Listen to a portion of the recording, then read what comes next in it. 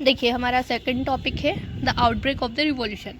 अब revolution start कैसे हुआ, ये वाला टॉपिक है। देखिए तो रिवॉल्यूशन मतलब फ्रेंच रिवॉल्यूशन स्टार्ट कैसे हुआ। कारण पढ़े अभी तक हमने कि कारण क्या थे, और अब हम देख रहे हैं कि रिवॉल्यूशन स्टार्ट कैसे हुआ है। तो देखिए Louis 16 had to increase taxes for reasons you have learn in the previous section. हमने देखा कि लुइस 16 को अपने टैक्स बढ़ाने पड़ गए, और वो क्यों बढ़ाने पड़ गए उसके लिए हमने लास्ट टॉपिक में ये देखा कि रीजंस क्या थे।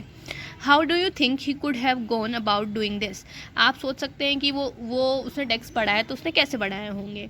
इन France of the old regime the monarch did not have the power to impose taxes according to his will alone. तो फ्रांस में मतलब जब पुराना फ्रांस था, ठीक है, फ्रेंच रिवॉल्यूशन से पहले की बात करें हम, तो मोनार्क के पास जो राजा था उसके पास बिल्कुल भी क्या होता था, कोई भी राइट नहीं था कि उसकी मर्जी के हिसाब से क्या कर देता था, वो कोई सा भी टैक्स इम्पोज कर देता था, कोई सा भी टैक्स लागू कर देता था। Rather he had to call a meeting of the state general which would then pass his proposal for new taxes. तो उसको क्या करना रहता था, एक मीटिंग बुलानी पड़ती थी। इसकी मीटिंग बुलानी पड़ती थी स्टेट जनरल की, जिसमें उसको क्या करने रहते थे, उसको अपना आइडिया प्रपोज करना पड़ता था, मतलब अपना आइडिया डालना पड़ता था न्यू टैक्सेस का। ठीक है, अब स्टेट जनरल क्या होता था। State general was a political body to which the three stand send their representative. State general जैसे हमारे यहाँ पार्लियामेंट होती है ना, वैसे ही वहाँ पर क्या होती थी उस टाइम, स्टेट जनरल होती थी, एक पॉलिटिकल बॉडी थी जो क्या करती थी, वहाँ पर क्या होते थे, ये जो तीनों स्टेट थे, ठीक है, नोबिलिटी, क्लर्जी और जो थर्ड स्टेट था, वो लोग वहाँ पर क्या करते थे, अपने रिप्रेजेंटेटिव्स भेजते थे। However, the monarch alone could decide when to call a meeting of this body. अब वो क्या कर सकता था, मन से टैक्स तो इम्पोज नहीं कर सकता था, लेकिन उसके पास इतना राइट था कि वो क्या कर सकता था, इस मीटिंग को बुला सकता था जब भी उसकी क्या हो, इच्छा हो। The last time it was done was in 1614। ये कब हुआ था, 1614 में हुआ था।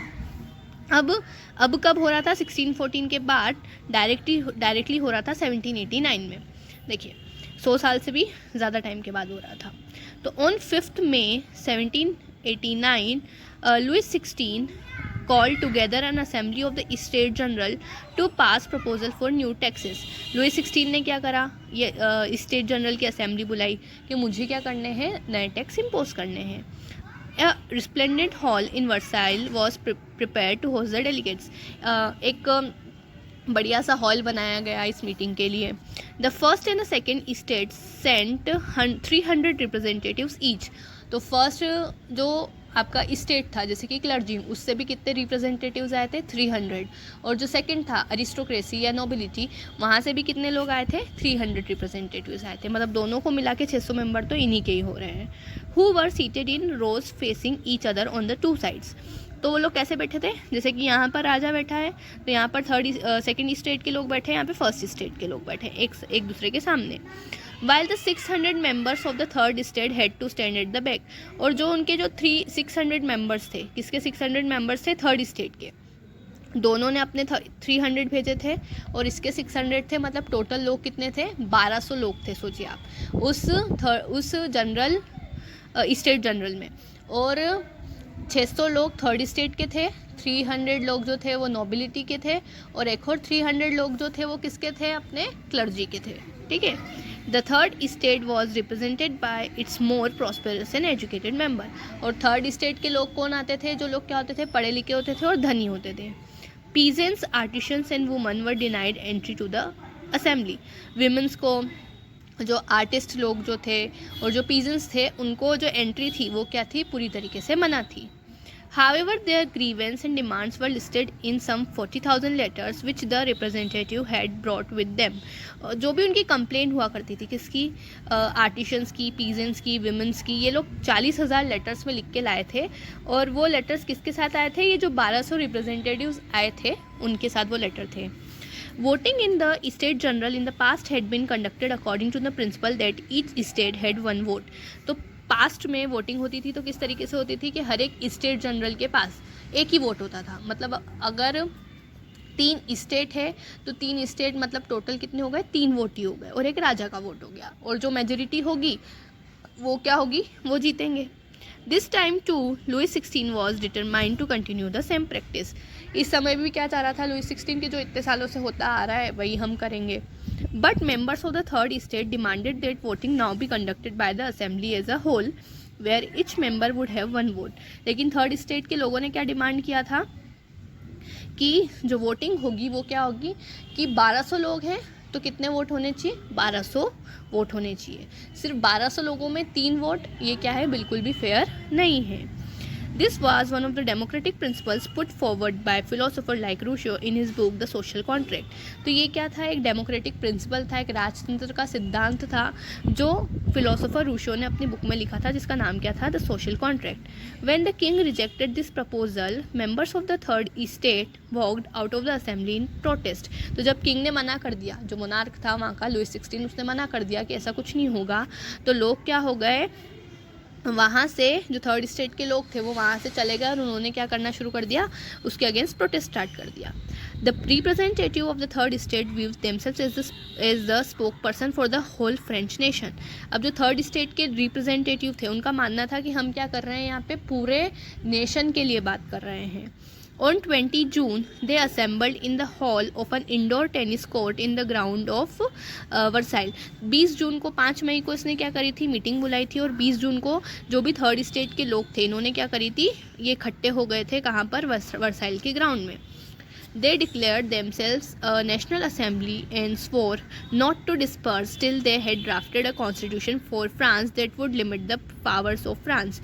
तो उन्होंने माना था कि हम क्या है, एक नेशनल असेंबली है। देखो यहाँ पे एक है आपका east state general, east state general में क्या है, आपके तीनों ईस्ट स्टेट के लोग हैं, और एक है यहाँ पे आपकी नेशनल असेंबली। नेशनल असेंबली में सिर्फ कौन है, थर्ड स्टेट के लोग हैं। तो वो क्या बोल रहे हैं, खुद को उन्होंने क्या नाम दे दिया कि हम नेशनल असेंबली हैं और हम यहाँ पर तब तक नहीं हटेंगे, हम यहीं पर रुकेंगे। कब तक रुकेंगे, जब तक फ्रांस के लिए क्या बन जाए, कॉन्स्टिट्यूशन नहीं बन जाए। और वो जो कॉन्स्टिट्यूशन है वो मोनार्क की पावर को भी क्या करेगा, अंडर कंट्रोल रखेगा। मतलब पहले ऐसा माना जाता था कि राजा की जो बात है वो क्या है, पत्थर की लकीर है, ठीक है, राजा के अगेंस्ट कोई नहीं बोल सकता है। लेकिन अब ये लोग क्या कर रहे हैं कि हम कॉन्स्टिट्यूशन बनाएंगे और राजा को भी क्या करना पड़ेगा, उस कॉन्स्टिट्यूशन को मानना पड़ेगा। They were led by Mirabeau and Abesies। देखो ये आपको 2 फिलोसोफर दे रखे हैं यहाँ पे, या 2 लीडर दे रखे हैं, मिराबू और अबेसियस। तो Mirabeau was born in a noble family but was convinced of the need to do away with a society of feudal privileges. एक नोबल फैमिली में इसका क्या हुआ था, जन्म हुआ था, नोबिलिटी में जन्म हुआ था मिराबू का, और इनका मानना था कि ये जो फ्यूडल प्रिविलेजेस हैं, जो स्पेशल ट्रीटमेंट है, इसको क्या होना पड़ेगा, ख़त्म होना ही पड़ेगा। He brought out a journal and delivered powerful speech to the crowds assembled Versailles। इन्होंने क्या करा था, इसके ऊपर एक जर्नल भी लिखी थी, एक बुक भी लिखा था, और इन्होंने क्या करा था, एक स्पीच भी डिलीवर की थी। कहाँ पर डिलीवर की थी, वर्साइल में। वर्साइल में क्या हुआ था, जहाँ पर ये लोग क्या हुए थे, इकट्ठे हुए थे। देखिए आपको ये दे रखा है picture, the tennis court oath, है ना। ये सब लोग जो है वहाँ पर क्या हुए हैं, इकट्ठा हुए हैं। इसको पेंट किया है जाक लुइस डेविड ने, और ये नेशनल असेंबली में क्या होने वाली थी, टांगने वाली थी ये लोग। देखिए तो Abbe Sieyes originally a priest wrote an influential pamphlet called what is the third estate. Abbe Sieyes क्या था, एक प्रिस्ट था, एक पुजारी था। इन्होंने एक पैम्पलेट लिखा था जिसका नाम क्या था कि what is third state, third state है क्या। While the National Assembly was busy at Versailles drafting a constitution, the rest of France seethed in turmoil। है ना, नेशनल असेंबली जो क्या थी वो तो बिजी थी वर्साइल में क्या बनाने के लिए, कॉन्स्टिट्यूशन बनाने के लिए। लेकिन जो बचा हुआ जो 2 आपकी स्टेट थे वो क्या थे, कन्फ्यूजन में थे। किस तरीके के कन्फ्यूजन में थे, देखिए। A severe winter and had meant a bad harvest. ना बहुत ज़्यादा ठंड पड़ी थी, इसका मतलब क्या होगा, जो वहाँ की हार्वेस्ट होगी, हार्वेस्ट मतलब जो फसल होगी वो क्या होगी, बैड हो जाएगी। जो द प्राइस ऑफ ब्रेड रोज, ठीक है, जो ब्रेड की प्राइस है वो क्या होने लगेगी, ज़्यादा बढ़ने लगेगी। Often bakers exploited the situation and hoarded supplies. तो अब बेकर ने क्या करा था, इस सिचुएशन का फ़ायदा उठाया था और उन्होंने क्या कर दी थी, ब्रेड को महंगी कर दी थी। ब्रेड वहाँ का क्या है, स्टेपल फूड है, हम लास्ट टाइम पढ़ चुके हैं। After spending hours in long queues at the bakery, a crowd of angry women stormed into the shops। ठीक है, बहुत लंबी लंबी लाइनों में खड़े होने के बाद और घंटों घंटों खड़े होने के बाद जो औरतें थी वो नाराज़ हो गई और शॉप्स में क्या होने लगी, ज़बरदस्ती घुसने लगी। At the time the king ordered troops to move into Paris. और इस टाइम पे 14 जुलाई की बात कर रहे हैं, जब हमने फर्स्ट पेज पे पढ़ा था कि किस तरीके से किंग ने क्या किया था। यहाँ पे देखिए किंग ने क्या किया था, किंग ने वो दे दिया था, हुक्म दे दिया था कि आप क्या करो, पेरिस में घुस जाओ। तो अब यहाँ पर ऐसा होना शुरू हो गया था। देखिए यहाँ तक हम यहाँ पर पहुँच चुके हैं, ठीक है। तो the agitated crowd stormed and destroyed the Bastille. तो ये सब हो रहा था, इसी वजह से क्राउड क्या हो गई थी, बहुत ज़्यादा गुस्से में आ गई थी और वो बेस्टाइल के किले में चले गए थे और वहाँ के प्रिजनर्स को क्या कर दिया था, उन लोगों ने बाहर निकाल दिया था। लेकिन प्रिजनर्स कितने थे, 7 या 9 ही थे शायद। देखिए, in the countryside rumours spread from village to village that the lords of manor had hired bands of brigands who were on their way to destroy the ripe crops. और countryside मतलब गाँव में एक क्या खबर फैल गई, एक ऐसी अफवाह फैल गई कि जो लॉर्ड्स ऑफ द मैनर थे। मैनर मतलब क्या है, देखिए मैनर का मतलब होता है an estate consisting of lords land and his mansion. एक ऐसा गांव जिसमें क्या होगा, हाउस होंगे बहुत सारे, ठीक है, और उसका क्या है, उसका जो मालिक रहेगा वो एक ही रहेगा, ठीक है। उन्होंने क्या करे हैं, उन्होंने कुछ गुंडों को क्या करा है, उन्होंने कुछ लोगों को हायर किया है जो क्या कर रहे हैं, जो पकी हुई क्रॉप है उसको क्या करना चाह रहे हैं, डिस्ट्रॉय करना चाह रहे हैं। अब देखिए वैसे भी ऐसा टाइम है जहाँ पर क्या है, खाने के भी इनको क्या है समस्या, और उसी समय में क्या करेगा, कोई पकी हुई क्रॉप को डिस्ट्रॉय करेगा तो लोग क्या होंगे, गुस्सा तो होंगे ही। Caught in a frenzy of fear, peasants in several districts seized horses and pitchforks and attack Shotio। क्या हुआ कि अभी इससे क्या हो गया, पीजेंट्स डर गए और उन्होंने क्या करा, अपने जो पिचफॉक्स होते हैं, पिचफॉक मतलब खुदाल वगैरह लेकर उन्होंने क्या किया, शॉटियोक्स को अटैक करना शुरू कर दिया। शॉटियो क्या होता है, शॉटियो होता है आपका कासल, कासल मतलब होता है किला।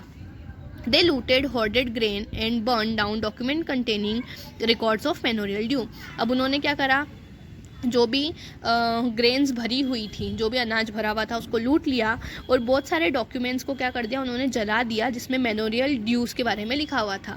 मैनोरियल ड्यूज़, मैनोर मतलब क्या है, एक लॉर्ड है ना, एक लॉर्ड है मतलब एक ओनर है जिसने क्या करा है, जिसका बहुत बड़ा घर है, एक पूरे विलेज में घर है, ठीक है, और उसके ड्यूज़ के बारे में लिखा था, ऐसा रिकॉर्ड उन लोगों ने क्या कर दिए, जला दिए। A large number of nobles fled from their homes, many of them migrating to neighbouring countries. बहुत सारे लोग डर के मारे क्या हुए, कंट्री छोड़ के चले गए और पास की कंट्री में उन लोगों ने क्या कर लिया, माइग्रेट कर लिया। माइग्रेट के बारे में हमने 8th में पढ़ा था। एक होता है एक्सटर्नल माइग्रेशन, एक होता है इंटरनल माइग्रेशन। एक्सटर्नल माइग्रेशन क्या होता है, जब हम क्या करते हैं, एक कंट्री से दूसरी कंट्री में जाते हैं तो एक्सटर्नल माइग्रेशन। और इंटरनल माइग्रेशन जब हम क्या करते हैं, अपनी ही कंट्री में क्या करते हैं, फॉर एग्जाम्पल एक स्टेट से दूसरी स्टेट में गए तो वो कौन सा माइग्रेशन हो गया, internal migration. Faced with the power of his revolting subjects, Louis 16 finally accorded recognition to the National Assembly and accepted the principle that his powers would from now on be checked by Constitution।